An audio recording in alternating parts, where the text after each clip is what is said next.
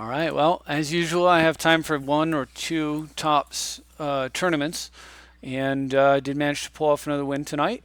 So it was in the second round of league. The first one I got second place in, and I have made a tiny adjustment to the deck. So we'll go over that really quick. Basically, it's just I don't know if it's adjusted or actually, yeah. I think what I did was, and this was off a viewer suggestion, which I liked.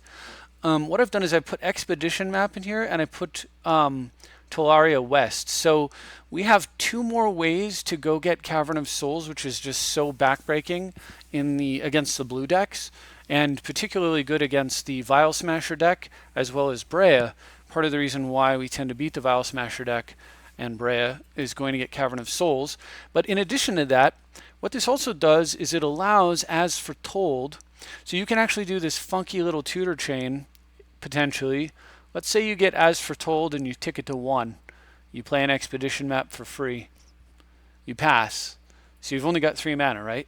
So at the end of your opponent's turn, you activate expedition map and you go get Tolaria West. Next turn, you tick as foretold up to 2. You transmute Tolaria West. You go get Restore Balance. You cast Balance using as foretold, and boom, you just balanced your opponent off of 3 mana. And you can use an Enlightened Tutor to actually go get, if you look at that chain, you can Enlightened Tutor for map for West, West for Balance, and Balance if you have an as foretold out, which means you can Enlightened Tutor for Balance, which is kind of awesome. Now, will you do that complicated chain? No, but I mean, highly unlikely, but the fact that you can is important because you might be, let's say you have half of the pieces of the puzzle. Let's say you've got partial, let's say you've got Tolaria West, for example. You might use it to go get Restore Balance. You might say you have Tolaria West Enlightened Tutor. You might Enlightened Tutor for as foretold and then put it together with Restore Balance. So you just want to kind of like see the different kind of gears working all together in conjunction with each other. The other nice thing about Tolaria West is that you can pick it up. You can play it early if you really need to, and pick it up with one of the Dimer Aqueduct type effects, and get rid of it later.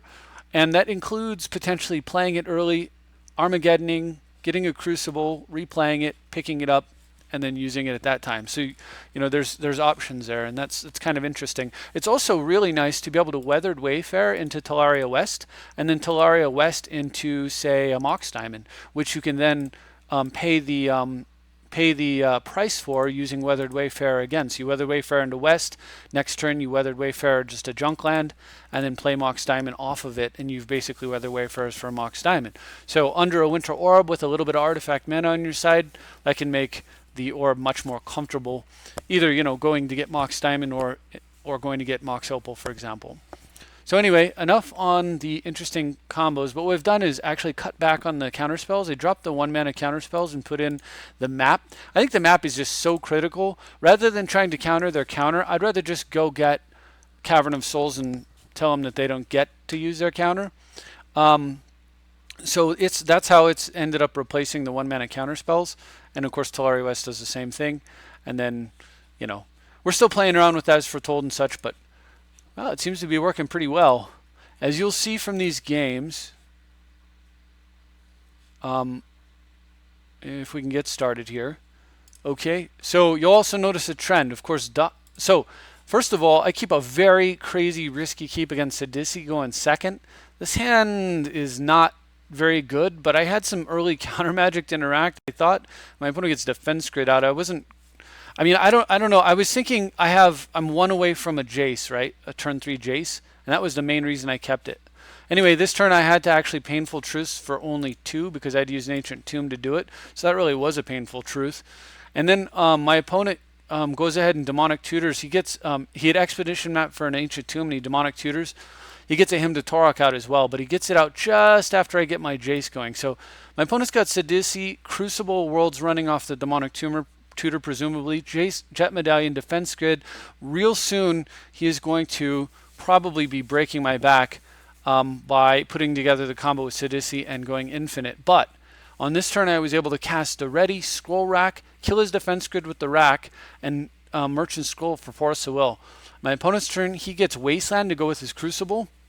casts Sidisi and fetches, I don't know what. Oh, Hero's Downfall, which forces the will out of my hand to protect the ready. On my turn, I Jace into a Mox Diamond land and blow up the world with Armageddon.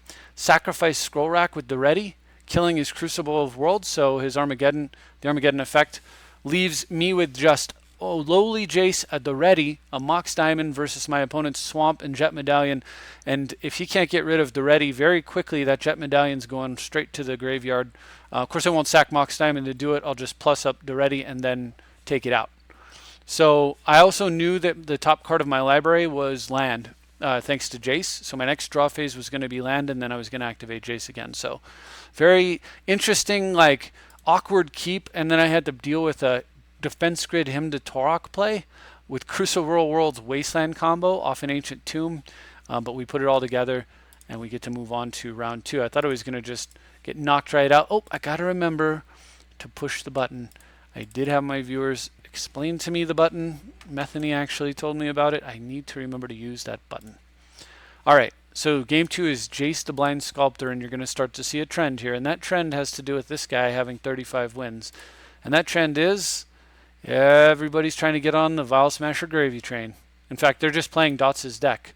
So anyway, I keep, again, another somewhat risky keep, but I have 2 fetch lands on top off a Ponder and a Mox Opal, so I slam the Opal into play right now and play a Wasteland into a Talisman, threatening to get 3 mana up pretty soon. I don't use a fetch land there because I wanted to draw a fetch because I want to hit land.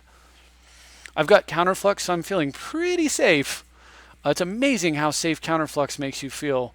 Don't take it totally for granted. It can still be stopped, but it's very hard. For example, they can misdirect the Counterflux to the misdirection. And I think I talked about that in another video. And actually, if it turns out that Counterflux tech starts showing up a lot, then we'll probably go back to running misdirection in the main. But meanwhile, back to this game, I wastelanded my opponent's Drowned Catacomb and Vampiric Tutored, and you just can't let this deck tutor because it's going to go get uncounterable Breya most of the time. Now Mox Opal's on, so I can't counter here, but on the other hand, he can't steal Breya because I can sack it in response. And if nothing too exciting happens, I can end a turn in Light and Tutor. All right, so he Knights Whispers, plays a Chrome Mox. That's unfortunate. He hit a land in a Chrome Mox. He dumps a Chainer's Edict, which is a good card to dump against Breya, and Spell Pierces my Light and Tutor. So no Winter Orb for me, but I top deck a Disenchants. Very, very nice stealing tempo from that Mox. And that undoes the Knights Whisper right there. All right, so I'm sitting on Counterflux Forbid. My opponent goes for Muldrifter. I am going to Forbid since I don't believe... I mean, he could force a will to protect the Muldrifter, but it's not that great there. And I draw another hard counter. So I've got 2 hard counters, and my opponent's at 14. Not going to work out too well for my opponent here. He goes for Toxic Deluge. I am just simply going to say, I did tap my mana wrong there. I should have tapped Talisman because I didn't have 2 blue up after that counter like I should have. It was a bit of a mistake, but did not pay for it. An uncounterable Breya followed by an uncounterable counterspell to protect the Breya when my opponent tries to sweep the board, and that is it. My opponent simply does not get to interact. If he wants to play, he's got to play less counters and more board interaction, and I did it again. Man, that is the hardest thing to get used to. Okay, game 3, Autek, who I believe is stated that he's a channel viewer. So hi, if you're watching. Thank you for this excellent game, and we are playing against Maelstrom Wanderer. At least it's something different. And he leads off with an early Gemstone Caverns, but I'm holding Weathered Wayfarer, so this is not too shabby for me. He does exile Temporal Mastery, which makes perfect sense, and then plays Candelabra. I am able to then Wayfare, and let's get rid of his basically Command Tower. Okay, or City of Brass, that doesn't hurt. So we get a 2-for-1 on that, which is very nice. 2 for 0, actually. Sorry, the Weathered Wayfarer was free. All right, so this turn I get to Weathered Wayfarer again. I'm going to go get Cavern of Souls. Like I said, I think I mentioned this in other videos. Basically, the first card you get is either Cavern of Souls or Wasteland for most games, and the second card you get is usually the other one. Typically, occasionally you'll get an Ancient Tomb. Now watch, I've been trying to draw a blue card this entire game, right? I don't. I do find Winter Orb, which is fantastic. I thought I was going to play a land and not use Wayfarer and then Vindicate one of his lands, but Orb Ancient Tomb Orb is much, much stronger there. So I don't, this turn I actually Whisper because I'm desperately trying to find a doggone blue card. I don't find it. I was hoping to find a blue card and then Wayfarer on his turn, but I do not find it. So I'm trying to get, the next card I'm trying to get in my hand is actually the card he just cycled, Talaria West, so that I can go get a Mox, which is another really cool feature in here. So he gets Candelabra going with Is It Boiler Works, and now that Candelabra is a problem, and we're going to need to deal with that pretty soon. I go ahead and tap my mana with blue one up floating so that I can memory lapse, and I go fetch Azorius Chancery. Top deck as foretold, so we're going to get that into play and pass for the turn. As foretold means that if I can resolve Ravages of War, this game's absolutely over. Alright, so my opponent has got a lot of mana, and with Frantic Search, I quickly check. He's one shy of slamming his commander, but I am in a lot of trouble here because he has way too much. Fortunately, he runs out into a Nissa, which I'm able to force successfully. He does not have something like Spell Pierce, and we get to go Ravages, 0-drop land tax, tack for 1. I'm not going to play a land because we'll go ahead and pretty soon, I don't really need mana all that much. I'm going to draw. I want to draw trips islands off of land tax and then play a land and then pass and activate Wayfarer at the end of my opponent's turn and go get Talaria West, which I will then transmute into Ancestral Recall and just cast it off of As Foretold immediately, which is another, this is like another sick little combo because you can Weathered Wayfarer into Talaria West and then you can West into either Balance or Ancestral. You can run it right off of As Foretold, which is really, really gross. Man, habits die hard. Alright, so good game, Altec. We will, I'm certain, play again. So Pack of Rats here is the next opponent. And we are back to jumping on the Dots bandwagon. Alright, Vial smasher away, sir. I mean, I don't begrudge anybody that decision at all. When somebody's got that many wins, it seems to be that probably the right choice here. But as you, my viewers, know, you want to beat that deck, play this one. All right, so a very nice top deck with that Jeweled Amulet there. So Jeweled Amulet looks like not a combo with Winter Orb, but this is such a sweet turn here. Get him completely tapped out. However, it is actually functional with Winter Orb, and the reason is, take a look here. I play a land, and if nothing happens, I charge the Amulet and untap the land I charged it with, which means it's an artifact mana, right? For all intents and purposes, I got to use a land that I wasn't otherwise going to get to use. Oh, it's so nice holding Counterflux. I actually thought about slamming Jace here and then Force Will to back it up, and then decided not to. I'm just going to wait. My opponent really has to be the one making the aggressive plays. So right here, because it's so cheap to do, I'm going to attempt to deprive that. I had a feeling he had Red Blast, and I was correct. Actually, well, Pyroblast. I don't actually care about the Fact or Fiction. What I care about is him being able to play under the orb. So tapping him down really low and getting a blast out of his hand means I can do this. Force Will, Chrome Mox. And that's fantastic because the main thing against this deck is to make sure that he can't operate under Winter Orb and then just punish him. We knew, so I thought about slamming the commander because I knew I had Liliana, plus he has an Edict, both of which I gave him off Fact or Fiction. He would have Edict in response to Breya's come into play ability, and then that would not have been a very wise series of events to have occurred. All right, so now he does still have the Edict here, but because it's going to completely tap him out, well, I thought he was going to play Edict. He plays Evasive Action into Breya. Okay. That'll work. I guess Breya just doesn't look human for some reason. Well, she really doesn't, but okay. I will take it. Opponent runs an Evasive Action. He should have Edict, of course. I figured he would, but then he would be totally tapped out. He'd have one land. I'd be hitting him for 2. That was really just kind of the setup so that I could get to apply a minimal pressure with Thopters and then set up to either Jace or Armageddon, preferably Jace first and then Armageddon, because I figure I'll apply pressure, let him play his commander. He plays his commander, taps out for it. I tap out for Jace, bounce it. He untaps, and then I start digging, looking for cards to feed into the Armageddon. But yeah, that was it. I guess I'm never going to get the habit of minimizing the other way, but I guess I guess I'll just have to deal with it. And finally, Prolepsis, which is almost dirty. Uh, Here I have a game against him in the finals. I'll slow it down a little bit, and he is playing something totally different. Vial Smasher the Fierce with Crom, using the exact same deck list from Dots, I think. Probably, because they see all the same cards. Anyway, that's fine. Again, if you, I had somebody ask me to play Vial Smasher. We've kind of played Vial Smasher. I mean, I had some games against Dots. I have beaten Dots. But there's no point in uploading those videos when they're not part of a series. However, if you don't, if watching this hasn't made it clear yet, that deck is the dog, the underdog against this deck. This deck is the one favored to win. So let's see how this game plays out. My opponent's got a very good start with Inquisition, and he hits Preordain in an attempt to basically hurt my mana, but I rip Jeweled Amulet. And I thought about possibly. So I was thinking about, okay, so let's back up. So I could have floated Ancestral right away, but I thought, what if I don't hit a land? So I'll run the mana into Jeweled Amulet, and that way on turn 2, if he did something like play tap out, which they almost never do, but he might have tapped out to try to hem me. Perhaps depending on what he took from my hand, I could have played Talisman of Progress here into Ancestral and then cast and then float the Ancestral. But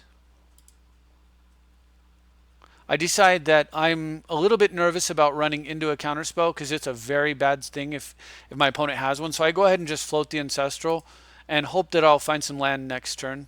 I know that my opponent's commander is going to come out, but trying to play a Drago game with only 2 lands in play is completely foolhardy. And I misplay here. So what I should have played here was, well, I don't know if it was a misplay. So I played Talisman here. It doesn't sequence well with the next part of my turn because on the next turn, if I don't draw land, I can cast Signet, but I can't charge Amulet. If I'd have played Signet here, then on the next turn I could cast Talisman and charge the Amulet. However, if my opponent has Wasteland here, if I have Talisman out, I can charge the Amulet and then cast a Signet. If I have Signet out, I'm basically in much more bigger trouble. So I decided to kind of play it safe, but it has a much higher. Well, you'll see, as it turns out, he doesn't have Wasteland. He's got that. So he takes a Signet out of my hand, leaving a counterspell, which is wild. I top deck a land, which allows me to get... Oh, man. Signet, and don't I want to charge an Amulet right here pretty badly? Yes, I do. But he probably would have taken the Talisman out of my hand anyway, so whatever. But now, look, I've got 6 mana in play. All of a sudden, this game is in great shape. And he's got, he's making small value plays, which don't deal a lot of damage to me. He's trying to set himself up to deal with the Ancestral. So end of his turn, I'm going to go... I want this Ancestral to resolve because I figure that's how I win. Well, who doesn't want Ancestral to resolve? So let's go get Counterflux. I am really enjoying having Counterflux in this deck. So Ancestral, he attempts to stifle it. Knowing I have the Flux, probably just to get out of my hand. Plus, when else will you be able to stifle something? So, nope. And I Ancestral into Cavern of Souls, so good. But I'm not going to slam it here because I think I need this. This is the play that I'm expecting, and this is very, very dangerous. So I cannot afford for that thing to come out. So I go ahead and Cryptic it away and bounce his Vial Smasher, which will buy me. It gives me so much of a tempo advantage to recover from the deficit that I'm at, where my life is really low. So I'm able to. He tries to terminate, so I go ahead and just gain 5 life in response and leave a Thopter out for Snapcaster. He goes for Vial Smasher. The key is, yes, I can replay Breya, but I'm going to try to float blue and just make my best decision based on what I see. If I drew removal, I was just going to charge Amulet, so I floated blue and gushed. But I think if I had gone for play a 6 mana Breya and just kill Vial Smasher and tap out, I don't really like the way that I don't really like. I'd rather just counter it and make his next Vial Smasher cost 5.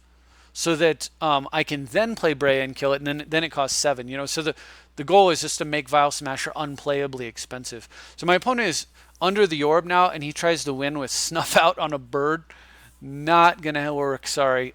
Even if I didn't draw the Vindicate there, very shortly the Cavern of Souls is going to allow me to push out my commander pretty safely. So that just isn't going to work. All right. So now I'm able to cast. Oops, yeah, oh, no, this isn't how this ran out. So on this turn, I believe I cast Breya. I think, yeah, and I think my opponent actually kills it. here. Yeah, he deluges and sweeps the board.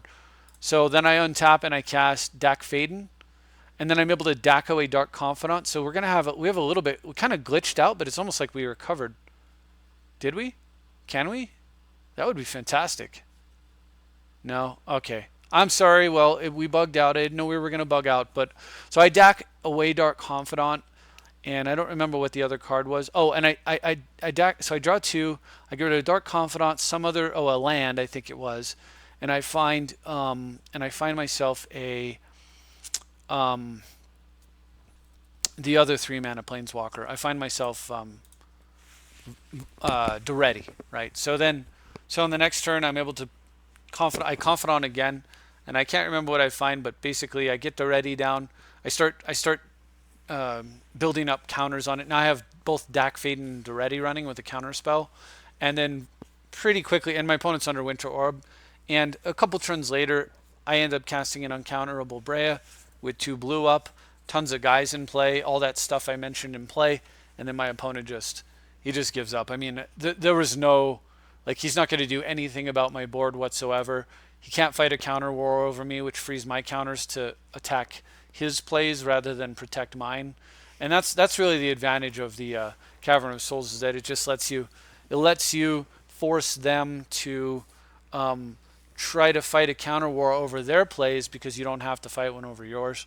And so anyway, so he scoops it up. So as I said, like, this wasn't the greatest hand. None of my hands were particularly, like, I didn't have, the really broken stuff. If you think about it, I had a 1-land Jeweled Amulet hand.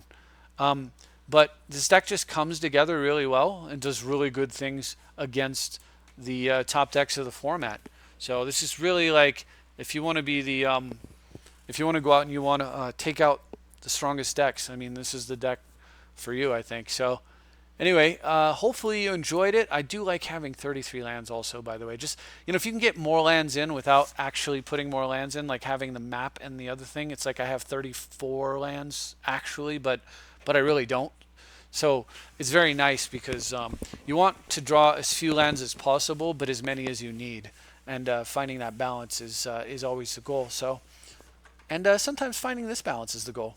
So anyway, that's all I've got. I hope you enjoyed everything. I will scroll down so you can get the rest of the lands, but basically under Talaria West, we got Tundra, Underground Sea, Verdant Catacombs, Volcanic Island, Wasteland, Watery Grave, Windswept Heath, Wooded Foothills. And just because I haven't done this for a while, as a final huzzah, just for the fun of it, let's crack some packs and see what comes out of that. So let's open up some packs. These are the exact, I had, hello? Okay, there we go.